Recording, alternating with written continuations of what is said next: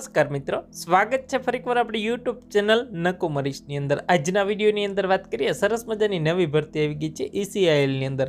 કુલ 1100 જેટલી જગ્યાઓ આવી છે। વિગતવાર ભરતીની માહિતી મેળવીએ। ખાસ આ વિડીયો તમારા મિત્રો સુધી શેર કરી ચેનલની અંદર નવા આવેલા હોય તો ચેનલને પણ સબસ્ક્રાઇબ કરવાનું ભૂલતા નહીં। આ વિડીયોની અંદર વાત કરીએ, જે ભરતી આવી છે ECILની અંદર ભરતી આવી છે। ECIL એટલે કે ઇલેક્ટ્રોનિક કોર્પોરેશન ઓફ ઇન્ડિયાની અંદર ભરતી આવી છે, જેની અંદર મિત્રો જુનિયર ટેકનિશિયન માટેની ભરતી છે, જેમાં 3 અલગ અલગ પોસ્ટ છે। ઇલેક્ટ્રોનિક મિકેનિક માટેની પોસ્ટ છે, ઇલેક્ટ્રિશિયન માટેની પોસ્ટ છે અને ફિટર માટેની પોસ્ટ છે।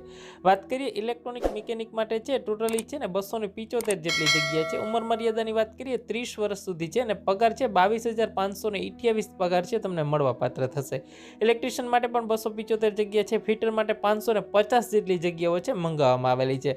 ક્વોલિફિકેશનની વાત કરીએ મિત્રો, લાયકાતની અંદર તો 2 વર્ષનું ITI કરેલું જરૂરી છે, ઇલેક્ટ્રોનિક મિકેનિકની અંદર, ઇલેક્ટ્રિશિયન અને ફિટરની અંદર, બરાબર।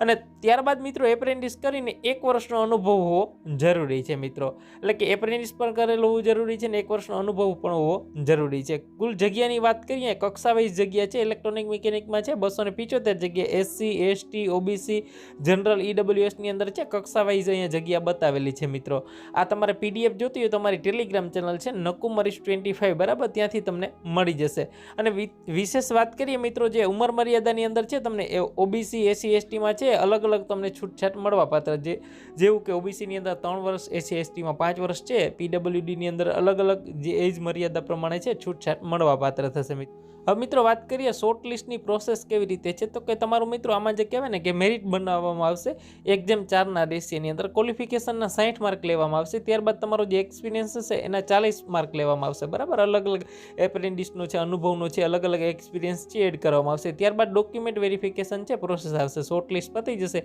ત્યારબાદ ડોક્યુમેન્ટ વેરિફિકેશન પ્રોસેસ આવશે। હવે તમારે ઓનલાઈન જ એપ્લાય કરવાનું છે મિત્રો, 10/1/2024 થી શરૂ થશે ને તારીખ 16/1/2024 સુધી છે તમે ફોર્મ ભરી શકશો, બરાબર। એટલે કે 10/1/2024 થી શરૂ થઈ ગયું છે અને 16/1/2024 સુધી તમે આની અંદર છે ફોર્મ એપ્લાય કરી શકો છો, ઓનલાઈન જ તમારે ભરવાનું છે, બરાબર।